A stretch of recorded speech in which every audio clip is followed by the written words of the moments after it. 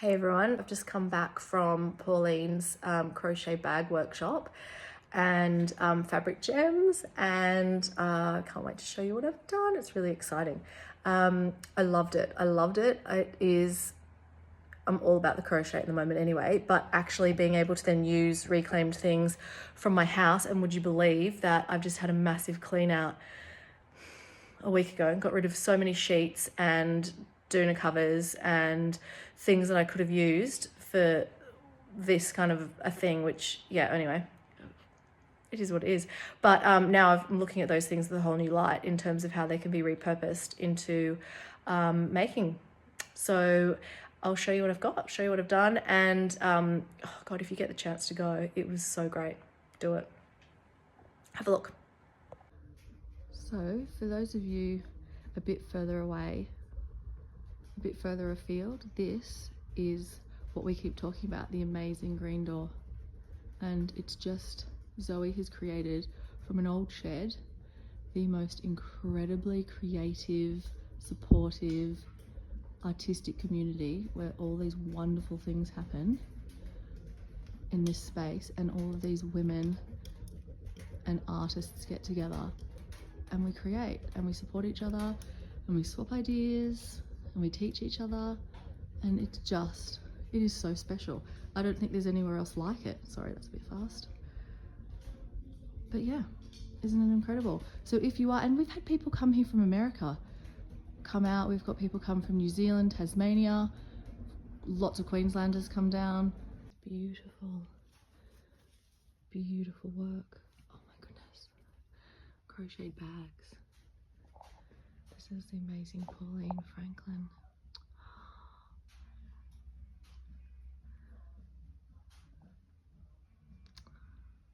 So lovely. Look at that.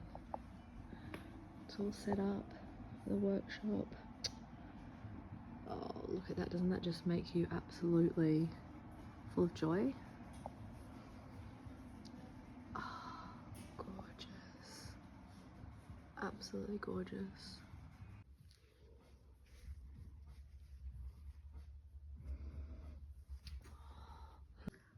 I'm going to try and make something like that. Isn't that beautiful? Can't wait. That's scraps of fabric crocheted into a bag. Fabulous. Is that not amazing? So, I went to my local op shop this morning after dropping the boys at preschool, and I found a couple of things that were like $2, $4, little scraps like here and there. Some of them are polyester, some of them are silk. That one says Liberty and it was $4.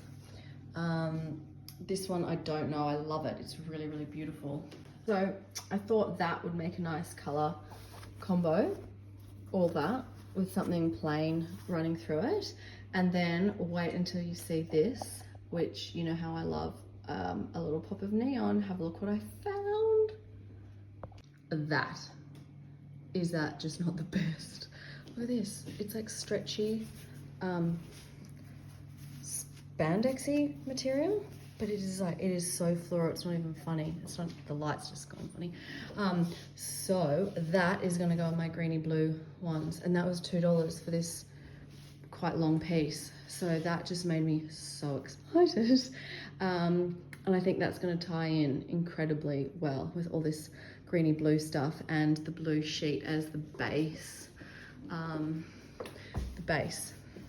So, and that's already come up quite nicely with the bit that I started, the base that I started last night. So I'll keep going. Absolutely loving the green. So putting that in a few different little balls, so I'll speckle that throughout. That's really fun and it's really nice. The feel of it's really, really, really nice. Okay, so this is what I've got so far. And I've cut all my strips, all my fabric into smaller balls of fabric yarn.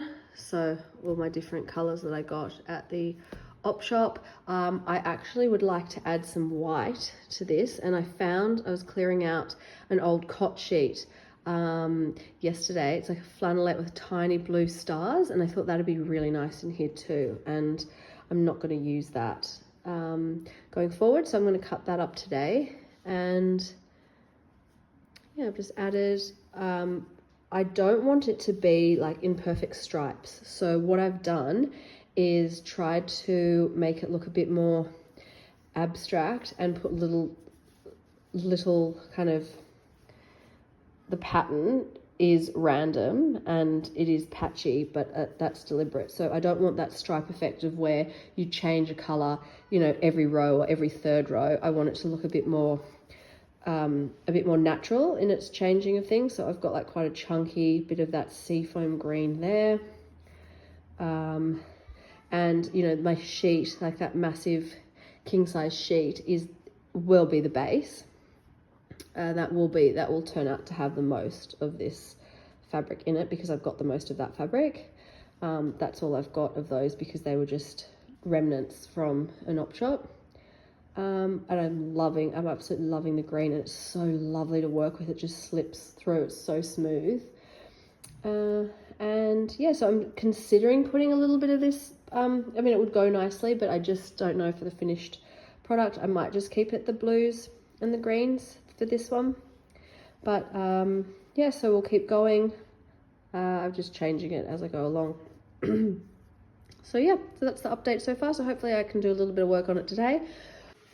So this is that cot sheet that I was talking about. It's flannelette, but the colors are lovely, and I've just cut out the it was a fitted one, so I've just cut out the elastic, and I'm cutting out the little side, the little corners, and then I'll cut it into strips. I'm going to cut this one a lot thinner because of how thick the material is, being flannelette, so that it pulls through easy. Okay, and his shoes this morning after we went away for a long weekend for my birthday, and I got to sit in the car as on a long drive, and so it's really come along leaps and bounds, which is great. I'm feeling like it's almost, that's my hand for reference, I'm feeling like it's almost there in terms of the height, but there is a wide base, so probably the base, yeah, it sits probably from there almost. I am going to put something along the bottom so it sits flat, like maybe even a template plastic. This one's a trial and error because I've kind of gone off piste a bit with the count, also because I wasn't doing exact row. I didn't want it to be exact rows, you know, it's more linear on this side a little bit, but I've tried to incorporate my own kind of pattern here. And the fabrics are different widths and different thicknesses.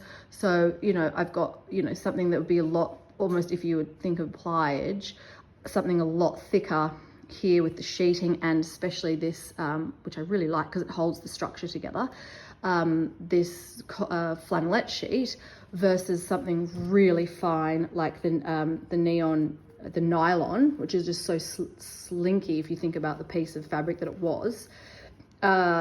You've got different, and even the Liberty stuff that is super thin, that cotton. So it has created a bit of a wave in the overall structure, but that's okay. I mean, also I haven't been counting, which I probably should. I should have increase, like I've, you know, somehow got an increase going up and then a decrease, but that's all okay. I have to add the straps, and once it sits up, you kind of won't really notice if there's things in it.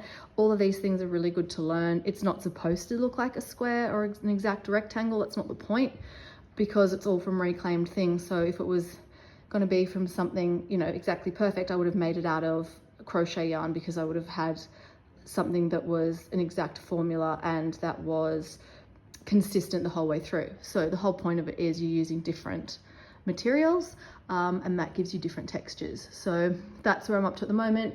Look, I can't even commit to saying I wish it's finished soon. It might be. I've got one child home really sick, a toddler who is washing his bike out the front, and so who knows, like this afternoon I may get a little bit of time and it might go on. I'm thinking maybe for the handles, a combination of the neon, although having said that, the structure of the neon isn't great. So if I put the handles are gonna be really flimsy if I use just that. So I've got to think about that a little bit more. And yeah, kind of get this one off the workbench, because I've got some really, really, really cool stuff that I found when I went away at a reclaim center and even just some clothes, some retro clothes and some other little bits, even t-shirts and stuff that I've found that I think are going to be really good in my next one, which is going to be purples and pinks. Anyway, I'll come back to you. Okay, a couple of other bits from the same trip up to Port Macquarie on the weekend. I washed this also. It reminded me a bit of a seersucker. You know, it has that textural element. That is a tablecloth, and I really liked those colors. I think they could be funked up quite a bit. This was a sheet, a king-sized flat sheet, which I'm going to use for linings for my quilt coat, but also it is so enormous, it's like a super king. That was in the wash. I think that was $10 because it's a bit of cotton poly. This kookaburra I thought was really gorgeous as a hat pin, but I'm going to put it in on the front of something else. And then these pieces of bark cloth, which again, there's 4 or so meters here, and they were sold as a remnant, so I had to take the whole lot. But that was beautiful. But then look at this one, which is really cool. And this was quite expensive. I mean, not for what it is, I'm just saying the most expensive of the things I bought. And this was $40, but it's 9.3 meters, so it's not expensive as the meterage goes, and it's 1950s bark cloth. So in terms of you know how rare it is, you just can't come across this stuff so anymore. But I mean, I think that's just so beautiful.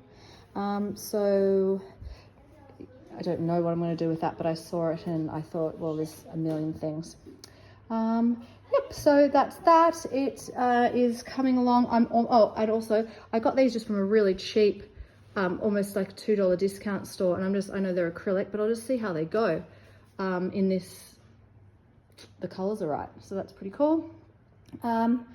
And almost finished the bag. Stayed up, I thought it was like 11 o'clock at night. I was watching all my friends on YouTube, and I looked at my phone. It was 2 o'clock in the morning, so that's why I feel hungover today without having had any alcohol. I'm almost done, so I'll finish that. It's got all the wool actually in it. I'm hoping to finish that today. It won't take very long at all. I've just got to do a couple more rows to make the straps thicker, and I'm going to do some wool embroidery to close this gap a little bit, because actually the handle is too high, I've done too many chains, but that doesn't matter. This one's an experiment. Yep, so that is everything so far.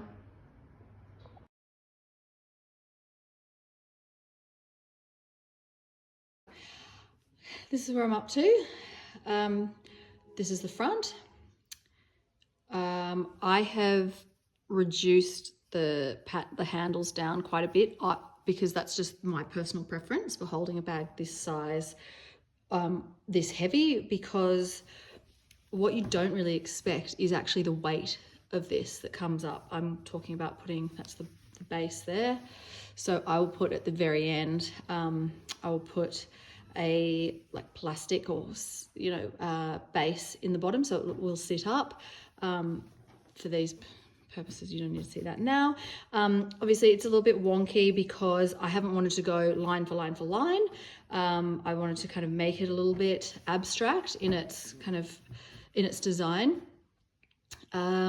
This being my first one, I've learnt quite a lot of things that I would do again and also that I wouldn't. I'm loving the top. I've actually brought some stitching into it and just done with this really gorgeous wool. I've just done a few things to make those handles really secure and strong through there. So Same thing on this side. So, and I like the little tiny flecks of color through there is really nice. I've gone along and just done a little couple of random just pops of color through with some wool. Again, this was really sweet when all the girls went up. I was away last week when they went up to Sydney for their scouting day, and Zoe and Kristen bought me 3 skeins of fluoro from the Skein sisters, which is one of the shops that they went to. And isn't that beautiful? Look at the color, the green that matches. So that I'm just starting to do a few little random pieces of embroidery through. My thought process is I'm finished with the fabrics.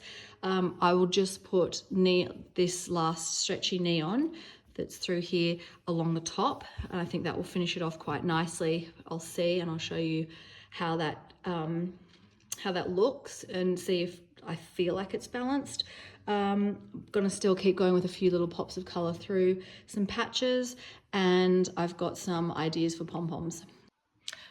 So I'm at a position now where I'm joining on the very last pardon me, row. So I finished that last white band and I'm now going to join the green. I've got a hook, I've got a loop up here. So for me, I'm just going to go into that next one, join this green. It's simple as this. Well, this is how I do it anyway. Join this green on. So I've got sometimes these like slippery little ones are not so easy. There. And then, so I've got 2 now, so, yep. So, and then pull through both. So we call that double crochet. 2 loops, I guess, but that's the English terminology. It might be a single in American, in US. And some of these sheets, I might have to go back loop only, so that might look a little bit weird. The flannelette sheet, which is this white one up here, is such a thick cotton. It's kind of a bit tricky to go from one, to the other in terms of, like, there might be a few gaps here, but we'll see how we go. I mean, this is just so lovely to use because it pulls through so easily, and it comes, it crochets up really fast. And I found that the flannelette sheet was quite tricky to pull through. What have I done there? Silly. Around the back. So yeah, again, things that I've learnt, from this one, something like that flannelette sheet, which is so thick, even though I've tried to cut them down into the same thickness, similar, these 2 pieces of yarn that I've made. Obviously, this is a thicker fiber, so it's going to behave differently. It's not stretchy, all the rest. So I've learned a lot from trying to put these 2 things together, and which is the look that I wanted to create. It would be really easy if it was all uniform, if I used all the same yarns. For instance, I just bought these 2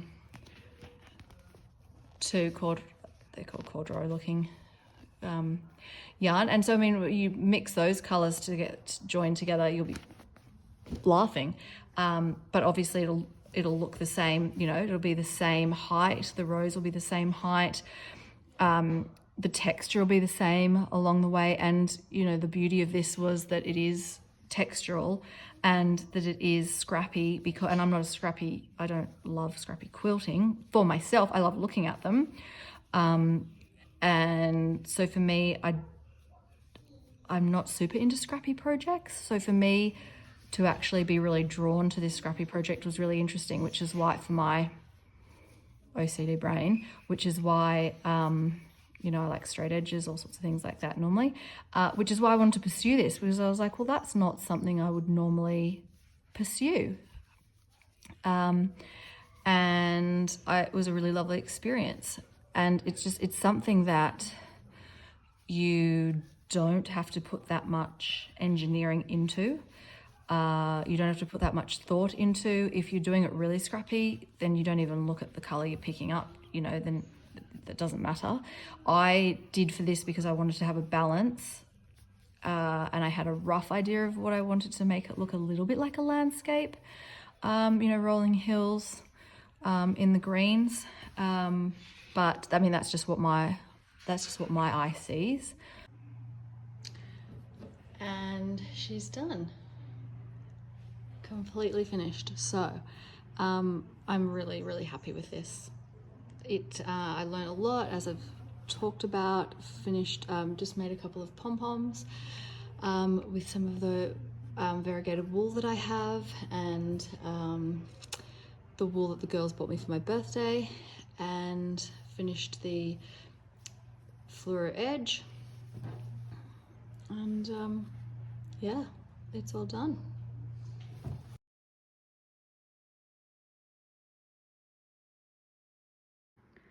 I thought I'd also quickly show you as well.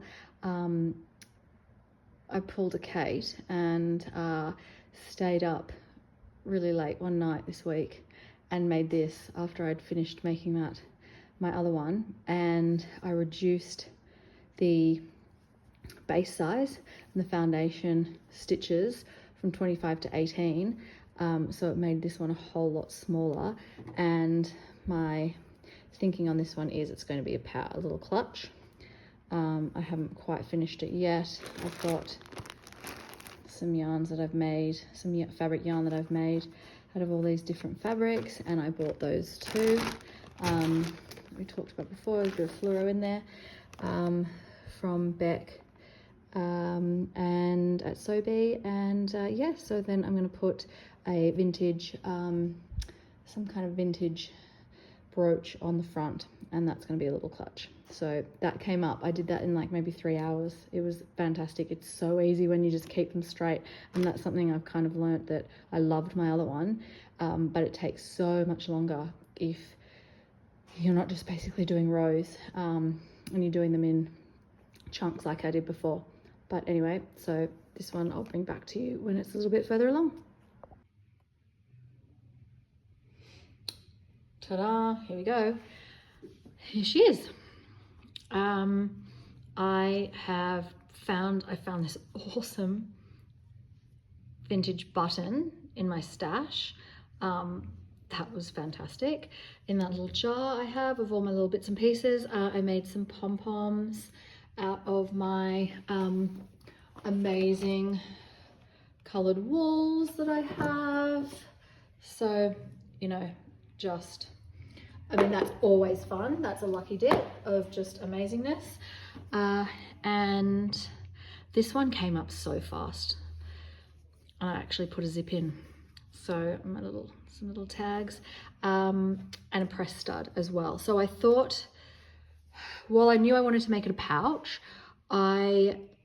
as I'd done the flap and the length of the flap, which was great, I was like, yeah, but you know what? If you wanted to take it out and you had keys, or you had a lipstick or your phone and stuff, it just wasn't secure enough that, you know, things would slip out. So I thought, yeah, I've got a zip that'll go with that.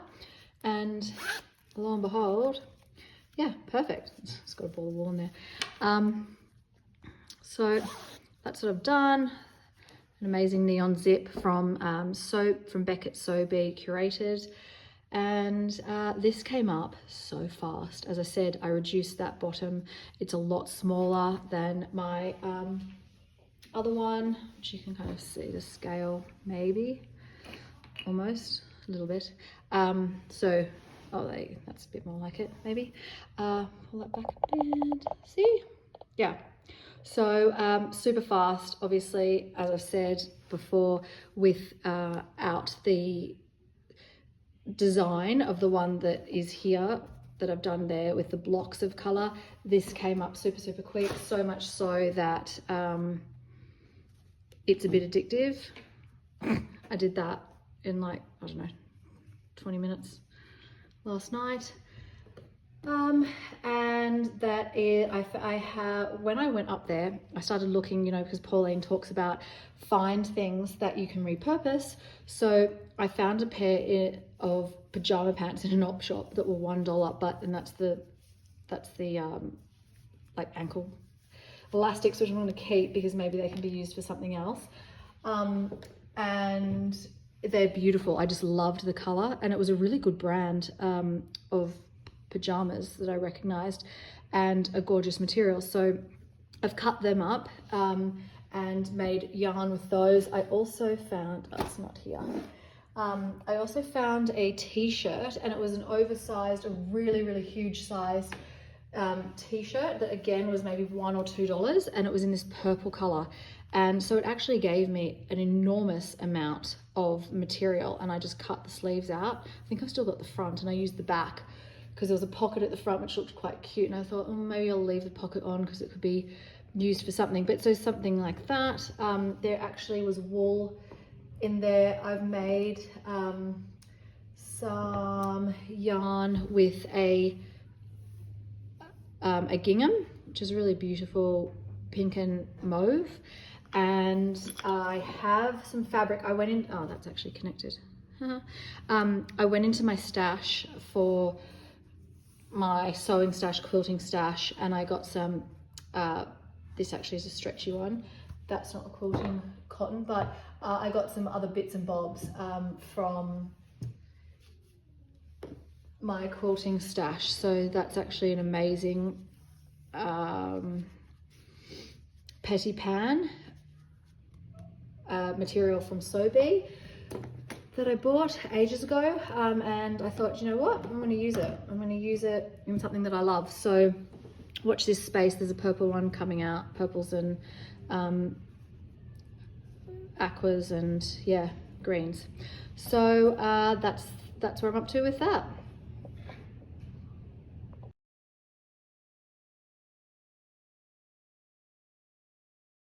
Hi. I'm doing something I said I'd do at the beginning of this video, and show you the fabric necklace that I made with Pauline Franklin. So that little piece of Liberty there, and some Japanese fabrics, and some beads on the most gorgeous crocheted, tiny crocheted chain. So obviously in the colors I love to wear. You'll never see me in anything but yes, so these are the gems, fabric gems, and I loved it. I'm going to try them again in maybe blue tones, I think, blue or green. I think that'd be nice. But for now, that's it. And on to the next one, something else ticked off for 2024. Exciting. Anyway, I've got to go and pick up kids from school. See ya.